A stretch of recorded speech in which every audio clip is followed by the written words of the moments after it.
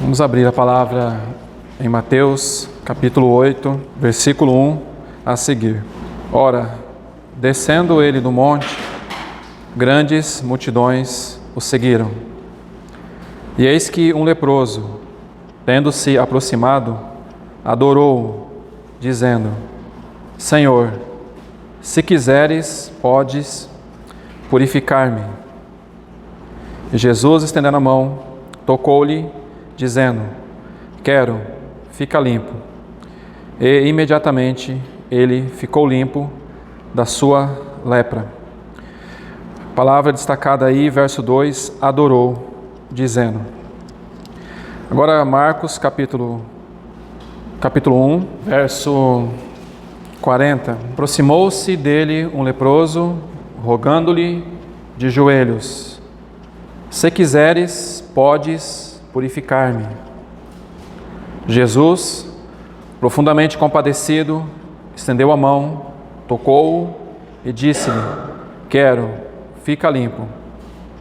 No mesmo instante, lhe desapareceu a lepra e ficou limpo. A palavra é o verso 40, rogando-lhe de joelhos. Também Lucas, capítulo 5, verso 12. Aconteceu que, estando ele numa das cidades, veio à sua presença um homem coberto de lepra. Ao ver Jesus, prostrando-se com o rosto em terra, suplicou-lhe: Senhor, se quiseres, podes purificar-me. E ele, estendendo a mão, tocou-lhe, dizendo: Quero, fica limpo. E no mesmo instante lhe desapareceu a lepra. Finalmente, Lucas também, capítulo 17, verso 11. De caminho para Jerusalém, passava Jesus pelo meio de Samaria e da Galileia. Ao entrar numa aldeia, saíram-lhe ao encontro 10 leprosos, que ficaram de longe e lhe gritaram, dizendo: Jesus, Mestre, compadece-te de nós. Ao vê-los, disse-lhes Jesus: Ide e mostrai-vos aos sacerdotes. Aconteceu que, indo eles, foram purificados. Um dos 10, vendo que fora curado, voltou, dando glória a Deus em alta voz, e prostrou-se com o rosto em terra aos pés de Jesus, agradecendo-lhe, e este era samaritano. Então Jesus lhe perguntou: Não eram 10 os que foram curados? Onde estão os 9? Não houve porventura quem voltasse para dar glória a Deus, senão esse estrangeiro? E disse-lhe: Levanta-te e vai, a tua fé te salvou. Amém? Vamos orar ao Senhor. Pai, no nome de Jesus, nós rogamos ao Senhor mais uma vez pelo teu socorro, para que o Senhor nessa noite mais uma vez nos conceda pelo teu Espírito Santo, Espírito de sabedoria e de revelação, ilumina os olhos do nosso coração para ver as grandezas que a tua palavra tem para nós nessa noite. Que nosso coração realmente esteja totalmente rendido aos teus pés. Nós rogamos ao Senhor, no teu nome nós pedimos, amado Senhor. Amém. Amém, irmãos. Há uma similaridade, vamos colocar assim, desse textos que nós lemos a respeito, primeiramente, de um leproso, Mateus 8, Marcos 1 e Lucas 5, que é o mesmo leproso em todas as narrativas. Só que em cada narrativa nós podemos observar que há uma palavra de destaque em cada evangelho aqui citado. Quando nós olhamos para Mateus, verso 8, fala que esse leproso, após ele descer então ali do Sermão do Monte, esse leproso então vai até ele, se aproxima dele e o adora. Adora o Senhor Jesus, dizendo: Senhor, se quiseres, pode purificar-me. Já em Marcos, no capítulo 1, nós vamos ver que ele usa uma outra expressão que diz que o Senhor Jesus, profundamente compadecido desse leproso, ele estende a mão, toca, porque esse leproso diz para ele: se quiser, o Senhor pode me tornar limpo. Então esse leproso de joelhos diz isso ao Senhor.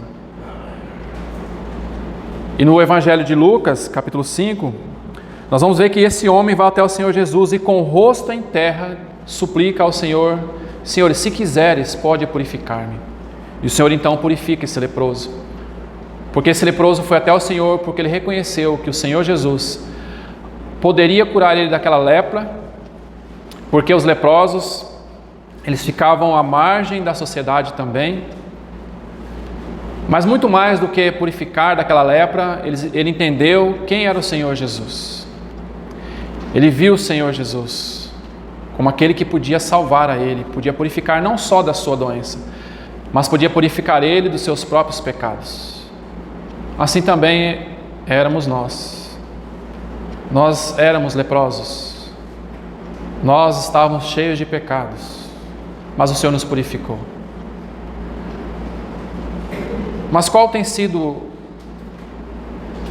a intenção, ou qual tem sido realmente o nosso coração para com o Senhor? Nós temos feito como esse leproso fez, de joelhos, de rosto em terra.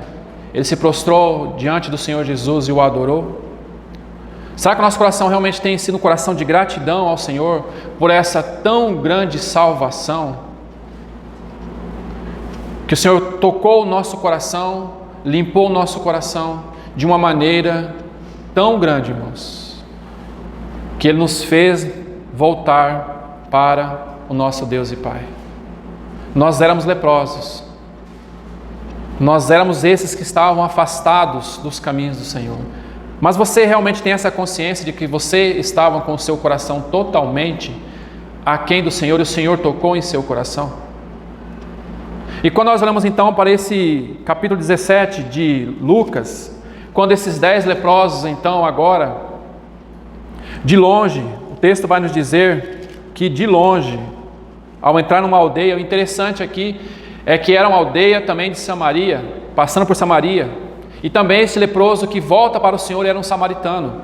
E nós temos falado aos irmãos sobre aquela mulher samaritana, que era uma mulher excluída, que é uma mulher que se encontrou com o Senhor, na verdade, naquele poço de Jacó ao meio-dia, algo que não era comum, porque aquela mulher também não era uma mulher que era para a sociedade daquele tempo, porque aquela sociedade, ou aquela aldeia, ou aquele povo via aquela mulher como a excluída.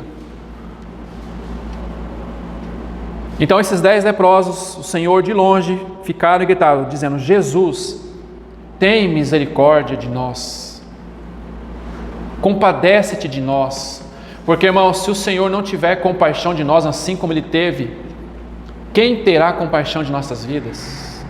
Quem terá compaixão de nossos pecados? Quando nós pecamos, quem terá compaixão profunda, a não ser o nosso Senhor? Ele sabe o que é o pecado. Claro, nele não houve pecado.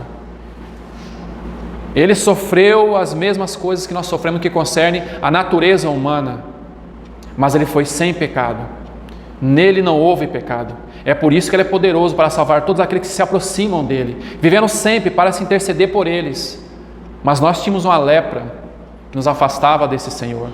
E a mesma coisa que esse leproso, ou esses 10 leprosos, pediram ao Senhor: tem compaixão, tem misericórdia, porque realmente só o Senhor é capaz de condoer-se das nossas misérias.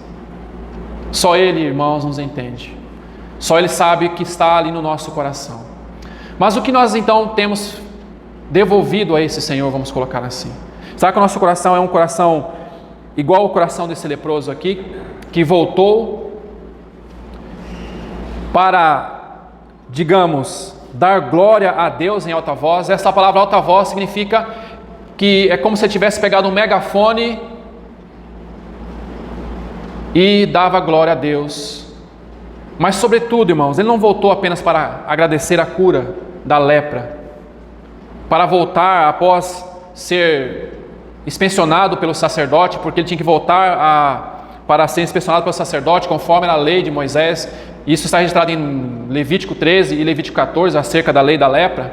Então aquele que tinha que voltar novamente ao ser curado de uma lepra, tinha que voltar para o sacerdote falar, não, você está limpo, então você é novamente integrado à sua aldeia ou ao seu povo.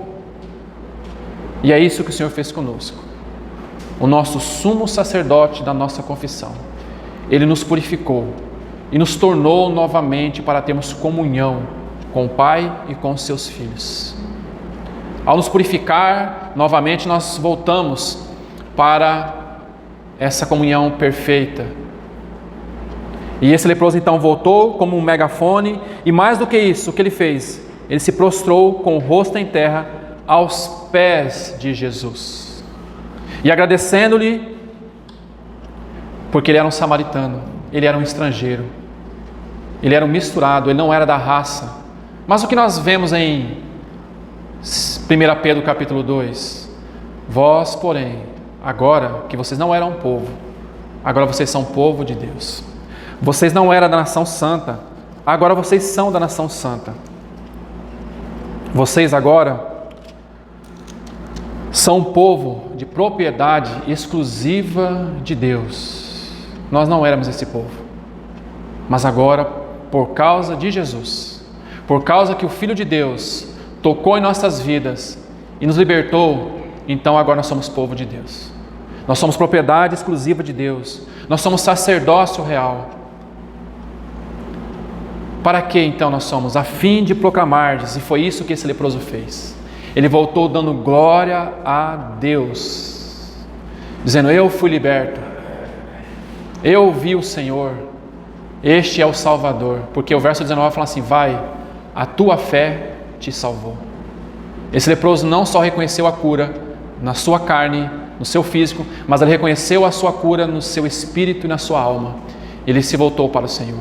Então esse leproso agora voltou a fim de proclamar as virtudes daquele que vos chamou das trevas para a sua maravilhosa luz. Esse Senhor também nos chamou, querido, das trevas para a sua maravilhosa luz. Ele usou de misericórdia, ele usou de compaixão de nós, porque nós não éramos povo, mas agora nós somos povo de Deus. Agora nós somos povo de Deus. Nós não tínhamos alcançado misericórdia, mas agora nós alcançamos misericórdia. Você consegue compreender isso, irmão? Onde a sua vida está? Aonde você foi colocado? Você consegue compreender que eu e você éramos leprosos? O que você busca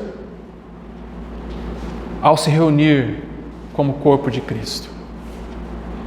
O que você busca para o seu coração? Você tem conhecimento no Espírito de que esse Senhor habita em você e que por sua misericórdia Ele o faz, então, ter uma comunhão com o Pai? E assim nós olhamos para essas vidas desses leprosos e nós vamos ver que esses leprosos renderam adoração ao Senhor, porque foi algo do coração, não foi algo apenas da boca. Em Mateus capítulo 15, verso 7, o Senhor vai dizer assim: hipócritas, bem profetizou Isaías a vosso respeito, dizendo: este povo se aproxima de mim com a boca e com os seus lábios, mas o seu coração está longe de mim. Porque adorar o Senhor é uma questão de coração. E o verso 9 deste mesmo capítulo 15 de Mateus vai dizer: mas em vão me adoram, ensinando doutrinas que são preceitos dos homens. Ou seja, a ideia aqui desses hipócritas são homens ou são atores teatrais, moralmente falando, mas agindo de forma totalmente fingida. Por quê? Porque as suas palavras e ações estavam em oposição aos motivos internos. Não era uma realidade espiritual. Era isso que o Senhor Jesus estava falando para eles: vocês não têm realidade espiritual. Vocês apenas professam com os lábios de vocês, mas o coração de vocês não tem verdade. E é isso que o Senhor procura em nós, corações verdadeiros que o adorem em espírito e em verdade. A mesma coisa Paulo, nesse mesmo sentido de hipocrisia, ele escrevendo a Tito, no capítulo 1, verso 16, ele vai falar assim: confessam que conhecem a Deus. Eles confessam que conhecem a Deus, mas eles negam com as obras. Estes são abomináveis, estes são desobedientes e reprovados em toda boa obra, porque não tem realidade no que estão falando, no que estão fazendo, porque não vem do coração.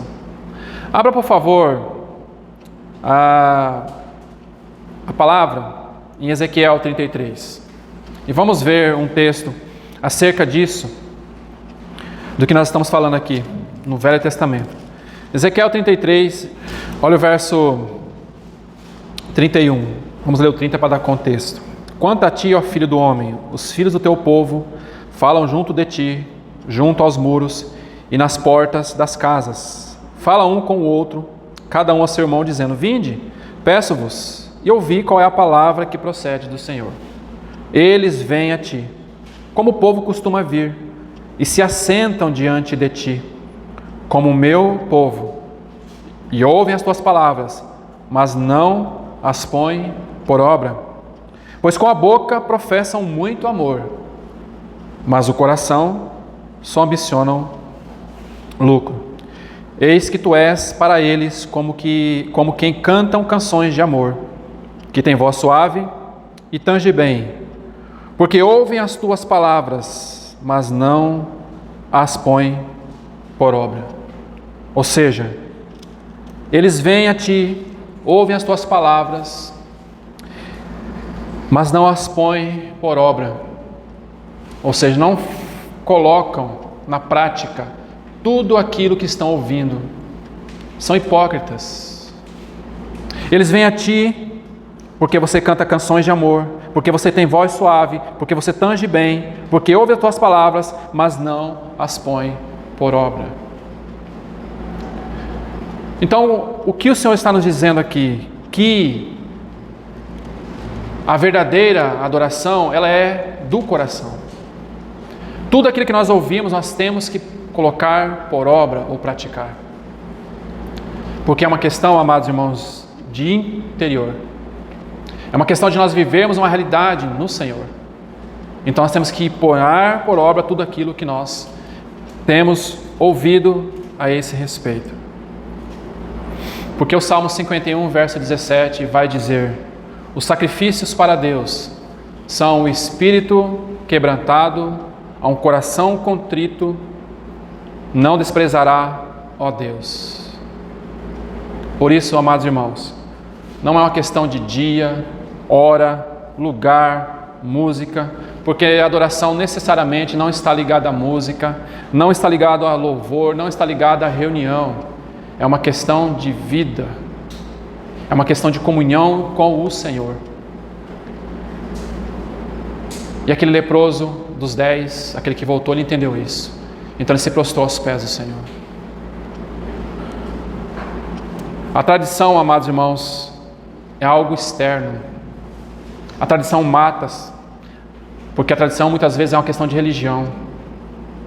A tradição trata do ritual. Muitas vezes é um ritual vazio, é um ritual sem vida, para agradar homens, para ganhar status.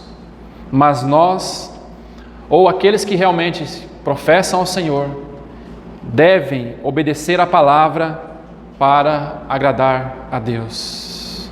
Mas vocês cantam suave, vocês tangem bem, eles vêm até vocês porque vocês têm muita boa música, porque vocês têm muitos bons instrumentos, porque isso, porque aquilo. Então entram, participam e vão para suas casas. E durante a semana, durante os seus dias, a vida é uma mediocridade. Quantos filhos de Deus estão vivendo uma vida medíocre no que concerne à verdadeira adoração? Porque pensam que é participar de momentos de músicas, pensam que é participar de momentos disso, daquilo, mas na verdade a vida de adoração é uma vida constante aos pés do Senhor. Até mesmo quando nós estamos dormindo, nós devemos estar no sentido Claro, não estou dizendo aqui ficar acordado, mas nossos corações devem estar adorando o Senhor. Por isso que é muito mais, irmãos, do que tradição. Porque a tradição traz palavras vazias, muitas vezes, aos lábios. Não há uma realidade no coração. E o que nós precisamos buscar é realidade espiritual. Nós precisamos buscar a realidade com o Senhor, cada vez mais. Porque o Senhor nos tirou dessa condição de servis das trevas, de servos das trevas. E agora nós somos realmente adoradores, porque o Pai procura esses adoradores. O Pai busca diligentemente esses adoradores que adorem o Filho, que adorem o Pai em espírito e em realidade. É esses que o Pai tem procurado. Por isso que não é uma questão de lugar, como aquela mulher estava preocupada. É uma questão de coração, querido irmão. É por isso que vamos abrir em Marcos capítulo 12 e você vai entender sobre essa questão de viver essa esfera de adoração. Olha Marcos 12, verso 28. Aproximou-se dele um dos escribas que os tinha ouvido disputar, e sabendo que lhes tinha respondido bem, perguntou: qual é o primeiro de todos os mandamentos? Então o verso 29 vai dizer: Jesus respondeu-lhe: o primeiro de todos os mandamentos é: ouve Israel, o Senhor nosso Deus é o único Senhor. Amarás, pois, ao Senhor teu Deus, amarás, pois, o Senhor teu Deus de todo o teu coração, de toda a tua alma, de todo o teu entendimento e de todas as tuas forças. Este é o primeiro mandamento. Ou seja, amarás o Senhor teu Deus com tudo, aquilo que somos no espírito, na alma e no corpo. Porque o coração, amados irmãos, é o centro da personalidade, é o controle do intelecto, das emoções e vontades. Este é o coração. Então nós devemos amar o Senhor com todo o nosso coração, primeiramente, porque isso é uma verdade que nós precisamos aprender: amar o Senhor. E não amar o Senhor por aquilo que Ele tem feito, digamos, na nossa vida, nos curando, claro que é importante, sim, mas sobretudo por aquilo que Ele é para nós, por aquilo que Ele fez nas nossas vidas, no que concerne a nossa salvação, no que concerne a nossa vida que está por vir. É a esse Senhor que nós devemos adorar. Porque foi assim que aqueles homens do Velho Testamento, Isaías, Ezequiel, Daniel, ouviram quando eles olharam para aquele trono. Eles viram o Senhor. Ai de mim, Isaías vai falar. Ai de mim, eu vi o Senhor. Ele caiu aos pés, ou seja, caiu ao chão. Porque quando nós vemos o Senhor, nós se prostramos aos pés do Senhor. O nosso coração se torna cada vez mais um coração de devoção e de consagração ao Senhor. E tudo na nossa vida gravita em torno desse Senhor bendito. Por isso, irmãos, que realmente adorar está muito aquém de formalismo, muito aquém de tradicionalismo vazio. Está muito aquém. Adorar em espírito é se envolver com a vida de Cristo. Adorar em espírito é nos levar cada vez mais à adoração verdadeira e genuína. Se isso é verdade, então, há dois textos que estão registrados, nós não vamos ler de forma mais longa, Apocalipse 4 e Apocalipse 5, onde está aquele texto que fala sobre o trono. E naquele trono está alguém sentado. E o que é então, amados irmãos, o trono de Deus? Tudo o que existe é governado pelo trono de Deus. Apenas para nós entendermos o que nós estamos aqui falando, olha que João, após então escrever essas 7 cartas, olha o verso 1 desse capítulo 4 de Apocalipse. Apenas vou ler para os irmãos verem. Depois dessas coisas eu olhei, e eis não somente uma porta aberta no céu, como também a primeira voz que ouvi, como também de trombeta ao falar comigo, dizendo: sobe para aqui, e te mostrarei o que deve acontecer depois dessas coisas. Imediatamente eu me achei em espírito, e eis armado no céu um trono, e no trono alguém sentado. E ele vai descrever quem é esse que está sentado. Mas a questão aqui é: sobe para aqui e eu te mostrarei. Nós precisamos ter uma visão contemplativa de Cristo e do seu trono, porque foi essa visão que Isaías teve no capítulo 6, quando ele viu o Senhor assentado sobre um alto e sublime trono. E ele vai falar assim no verso 5: ai de mim, eu estou perdido, eu estou destruído, porque os meus olhos viram o Rei, o Senhor dos exércitos. Irmãos, qual é a nossa visão que temos tido? O que realmente, amados irmãos, tem nos impedido de ver o trono de Deus? O que realmente precisa morrer dentro de mim e dentro de você para nós vermos o Senhor? O que está atrapalhando entre nós e o trono de Deus para nós realmente vivermos uma vida rendida aos pés do Senhor, como aquele leproso? O que precisa, irmãos? Assim como também Estevão, no capítulo 7 de Atos, ele viu o Senhor, ele viu Jesus, que estava à direita de Deus. E o que ele fala? Eis que vejo os céus abertos e o Filho do Homem que está em pé à mão direita de Deus. Esse é o Senhor da glória, que apareceu no alto e sublime trono para Isaías, e agora Estevão vê esse Senhor. Qual tem sido a visão que nós temos tido do nosso Senhor? Como é que o Senhor está sendo visto dentro do seu coração, querido irmão?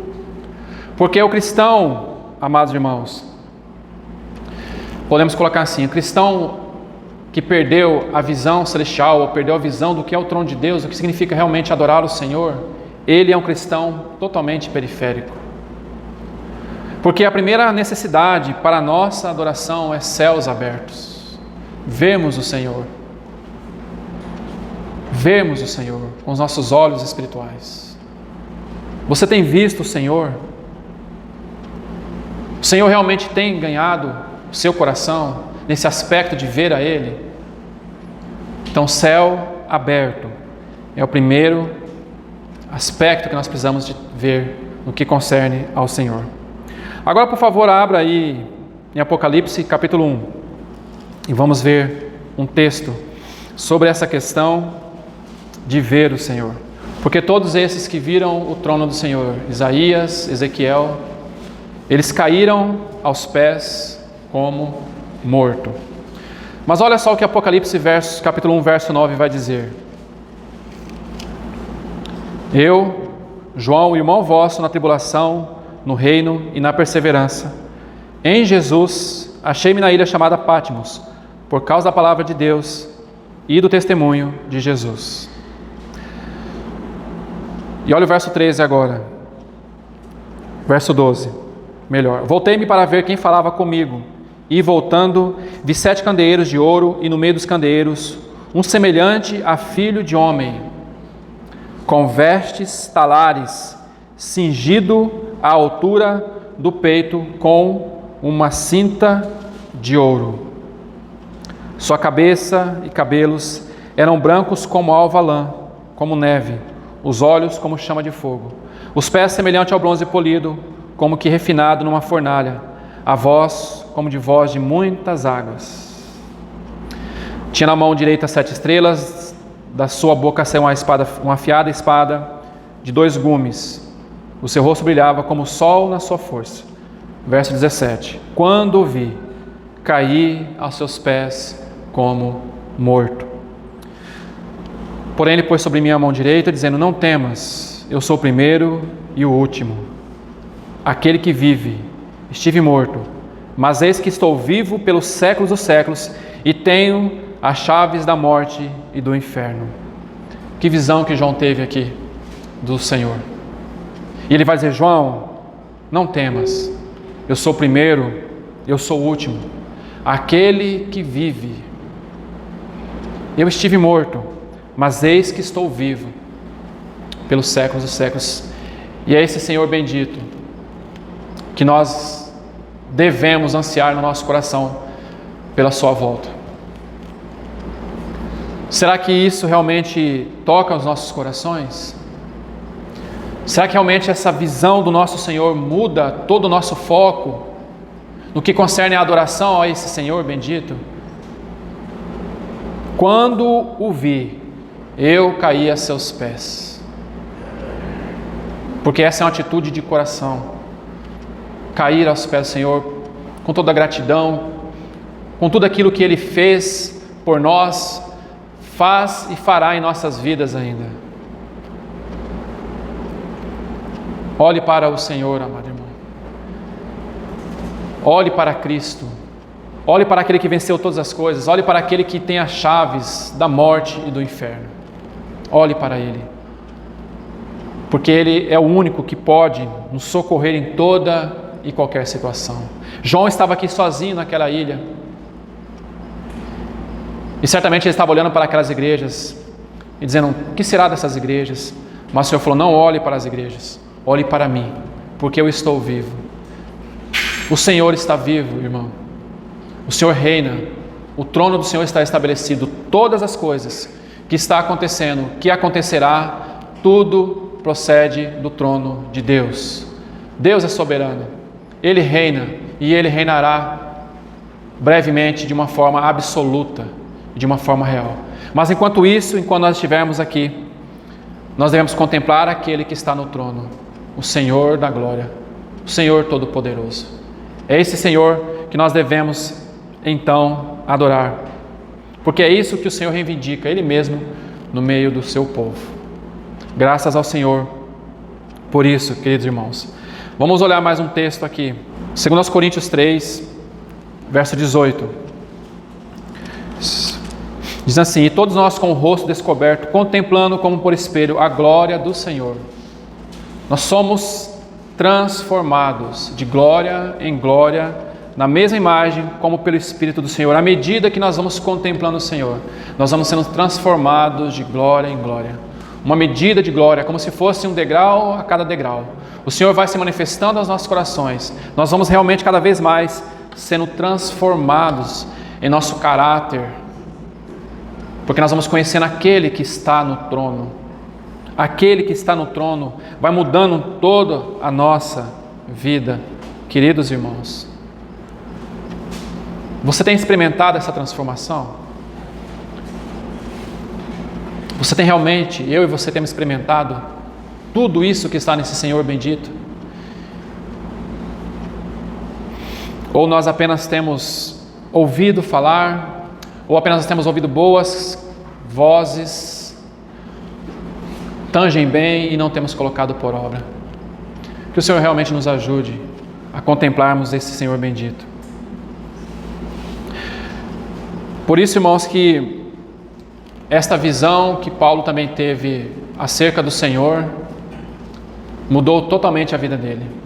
E essa visão que ele teve do Senhor, foi aquela visão do caminho de Damasco, nós já bem conhecemos o texto, mudou totalmente a vida de Paulo, porque a partir dessa visão do Senhor, de quem ele era, então Paulo trabalha ou serve ao Senhor e serve à igreja baseado na visão que ele teve de Cristo.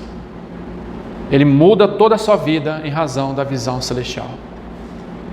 Por isso, irmãos, é muito necessário entendermos que precisamos ter esta visão celestial cada vez mais aberta para nós, para que possamos compreender o que é realmente servir ao Senhor, adorar ao Senhor, baseado nesta visão celestial que Paulo teve, que mudou toda a sua vida. Sendo assim, nós vamos voltar para encerrar essa mensagem, ou esse compartilhar, voltando para a vida daquela mulher, de onde nós começamos, a mulher samaritana. Porque quando ela conheceu o Senhor, naquela forma que ela conheceu o Senhor mostrou para ela o que é a verdadeira adoração. A partir de então, desse conhecimento, a vida dessa mulher mudou. Então vamos encerrar olhando para esse texto aqui de João 4, e os últimos versos aqui no que concerne acerca desta mulher. Então está aí, o verso 28 vai dizer que aquela mulher deixou o seu cântaro e foi à cidade dizer àqueles homens, e ela disse: vinde comigo e vede um homem que me disse tudo quanto tenho feito. Será porventura o Cristo? Então eles saíram da cidade e vieram a ter com o Senhor. E o verso 39 vai dizer: muitos samaritanos daquela cidade creram nele, no Senhor, em virtude do testemunho da mulher que anunciara. Ele me disse tudo quanto tenho feito. Então essa mulher agora ela foi restaurada pelo Senhor. Ela foi alcançada pelo Senhor. A sua vida mudou. A adoração da vida dessa mulher mudou, porque agora ela conhecia como e quem adorar. E ao conhecer como e quem adorar, agora a vida dessa mulher é uma vida de testemunho para aquele povo de Sicar. E através do testemunho desta mulher, muitos creram no Senhor Jesus. Será que as nossas vidas também têm sido testemunho onde nós andamos? Como o Cristo vivo, aquele que está no trono, que reina. Qual é o Cristo que nós temos testemunhado para este mundo? Qual é o Cristo que o mundo tem visto em nós? Por isso, amados irmãos, não é uma questão de lugar, é uma questão de vida, é uma questão de contemplar ao Senhor e viver esta vida. Esta mulher aprendeu, porque o Senhor Jesus se revelou a ela. Então essa mulher agora se torna uma fonte para outras vidas. Que nós possamos, irmãos, sermos realmente fontes dessa água viva para outras vidas. Para que nós sejamos, como nós falamos de manhã, segundo aquela figura de Ezequiel, que nós lemos naquele capítulo 41, daquele mar morto, que quando aquele rio passou, naquele mar morto, tudo se tornou saudável. Que nossas vidas, amados irmãos, seja realmente um testemunho para outras vidas neste mundo, porque o mundo está numa grande apostasia, ou melhor dizendo, o mundo está em grandes trevas. Na verdade, o mundo não está em apostasia, porque quem se apostata são os cristãos, corrigindo isso. Mas o mundo está em grandes trevas. O mundo está num deserto terrível. O mundo está num cativeiro. E nós que temos a palavra, nós que temos o Espírito Santo habitando, que possamos realmente ser para essas vidas aí fora, vidas que realmente venham até nós e vejam o Senhor da glória e possam dizer: realmente há um caminho neste mundo de trevas, há uma vida. Porque esta mulher, assim, aconteceu com a vida dela. Ela mudou a história daquela cidade, ou daquela aldeia chamada Sicar. Ela mudou aquela história. Ela fez diferença por onde ela passou. Assim como aqueles leprosos, aqueles leprosos, ou aquele leproso samaritano. Ela também era uma pessoa que estava à parte da sociedade. Mas são para esses que o Senhor Jesus veio mesmo. O Senhor Jesus veio para aqueles que são indignos. O Senhor Jesus veio para os doentes. O Senhor Jesus veio para aqueles realmente que precisam de salvação, que reconhecem que são pecadores. O Senhor Jesus não veio para aqueles que se acham justos. O Senhor Jesus veio para aqueles que realmente entendem que precisam de uma salvação, que realmente necessitam de um Salvador. Essa mulher entendeu isso. Talvez alguns correm o risco de estar tanto tempo no meio do povo de Deus, mas quando chegar aquele dia, não vai poder ver o Senhor, porque não abriram o coração para o Senhor, porque é uma questão de coração. Então, queridos irmãos, que o Senhor possa realmente achar nos nossos corações esse trono para Ele, esse trono de adoração, que o nosso coração seja para Ele, que nós possamos adorar o Senhor com todo o nosso coração, com toda a nossa alma, com todo o nosso entendimento, com toda a nossa força, que possamos ser para o Senhor, e que nossa vida realmente tenha para o Senhor fruto nesse mundo, independente de onde nós estivermos, independente daquilo do qual o Senhor nos colocou para desenvolvermos qualquer que seja a nossa atividade. Qualquer lugar, irmãos. O mundo está sedento por vidas cheias do Espírito Santo. O mundo está cansado de religião. O mundo está cansado de pessoas que professam o nome do Senhor, mas as suas obras negam. O seu proceder negam. Mas que possamos realmente falar e sermos aquilo que falamos diante deste mundo tão maligno, diante deste mundo que já realmente está fadado ao julgamento do Senhor. Que o Senhor possa